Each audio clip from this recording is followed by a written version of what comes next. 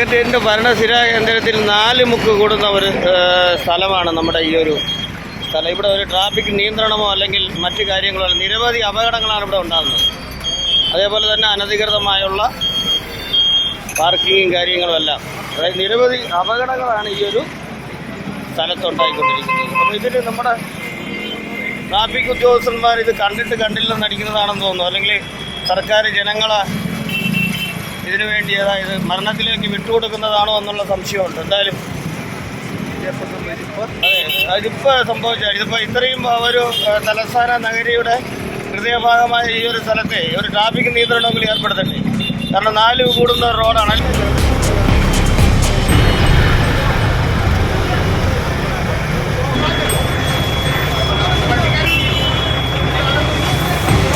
നമസ്കാരം, BMTV ന്യൂസിൻ്റെ special റിപ്പോർട്ടിലേക്ക് സ്വാഗതം. ഞാനിപ്പോൾ ഉള്ളത് ഗവൺമെൻറ് പ്രസ് റോഡിനടുത്താണ്. നമുക്ക് നമ്മുടെ പിന്നിൽ തന്നെ കാണാം 3 റോഡുകൾ വന്നു ചേരുന്ന ഒരു റോഡാണിത്. ഇവിടെ നിരന്തരമായിട്ട് അപകടങ്ങൾ കൂടി വരുന്ന ഒരു സാഹചര്യമാണ്. കാരണം കൃത്യമായിട്ടുള്ള ഒരു സുരക്ഷാ സംവിധാനങ്ങളോ അല്ലെങ്കിൽ ഇവിടെ അനധികൃതമായ പാർക്കിംഗ് അങ്ങനെയുള്ള നിരവധി പ്രശ്നങ്ങളാണ് ഇവിടെ നടക്കുന്നത്. നമുക്ക് ഇവിടുത്തെ ജനങ്ങളോട് തന്നെ ചോദിക്കാം ഇവിടുത്തെ സുരക്ഷാ രീതികൾ എന്തൊക്കെയാണെന്ന്.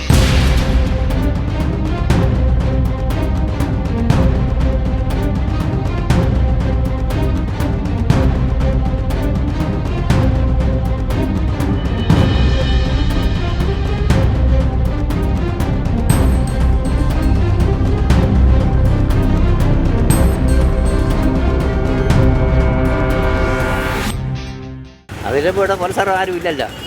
ഇവിടെ നമ്മളെ ഇതൊന്നും ഇവിടെ ഇല്ല. 3 കോടി മുക്കിലായിട്ട് ആളില്ല. പോലീസുകാരന്മാരാരും ഇല്ല. ഡിപ്പാർട്ട്മെൻറ്റിൽ നിന്നുള്ള ആളില്ല. ഇതൊരു പ്രധാനപ്പെട്ട റോഡല്ലേ, ഇവിടെ ഒരു നിയന്ത്രണങ്ങളൊക്കെ വെക്കേണ്ടത് അത്യാവശ്യമല്ലേ? ഇവിടെ ഇല്ലല്ലോ അങ്ങനെ. ഇവിടെ ഇല്ല. ബാക്കിയുള്ള ഇടമൊക്കെ ഉണ്ട്, ഇവിടെ മാത്രമേ ഇല്ല. ഇത് 4 കോടി മുക്കിന്നുള്ളതാണ്. അങ്ങനെ ഇവിടെ അങ്ങനെ ഒന്നുമില്ല. ഇപ്പോഴും ബ്ലോക്കും അതൊക്കെയാണ്. ഇവിടെ പോലീസുകാർ ഇല്ല.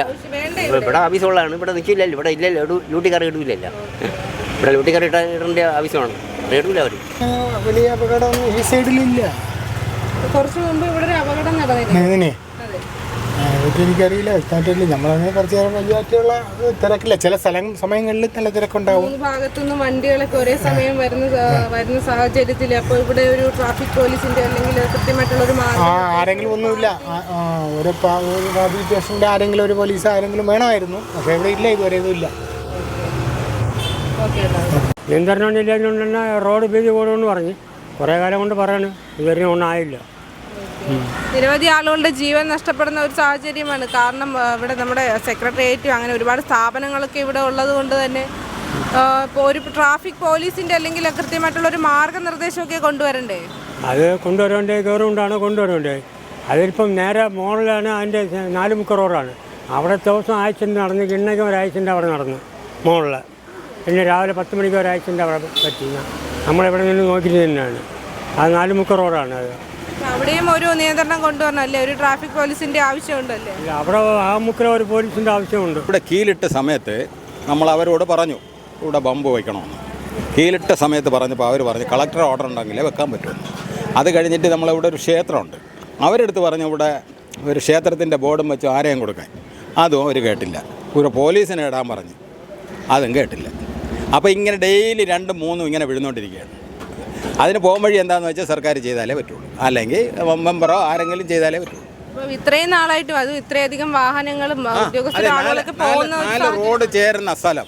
അപ്പം നമ്മൾ എന്തെങ്കിലും അറിഞ്ഞ് ചെയ്താലേ അത് പറ്റുള്ളൂ, അല്ലെങ്കിൽ ഇങ്ങനെ ഡെയിലി ഇങ്ങനെ വിഴുന്നുകൊണ്ടിരിക്കും. അത് അത്യാവശ്യമായ ഒരു കാര്യമാണ്. എത്രയും പെട്ടെന്ന് നിങ്ങളും കൂടെ സഹായിച്ച് ചെയ്യാം.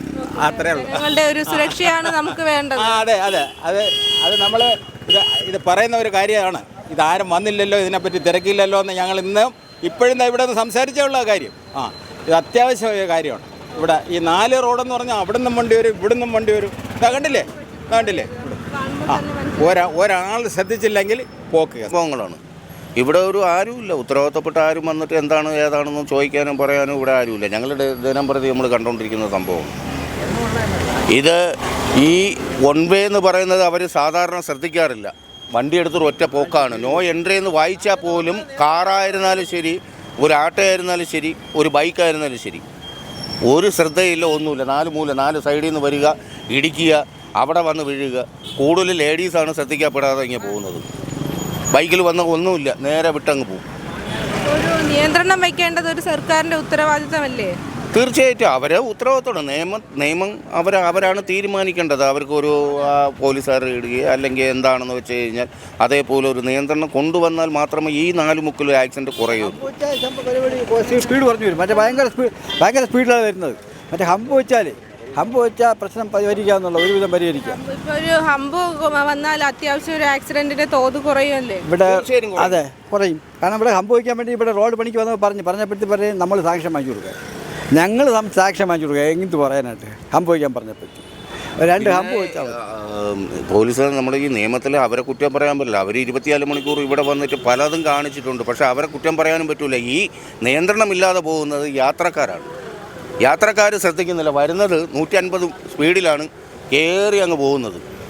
അവിടെ നിന്നും വരുന്നത് അതേ സ്പീഡിൽ തന്നെ വരുന്നത്. വരുന്നത് അവർ ശ്രദ്ധിക്കപ്പെടുന്നില്ല.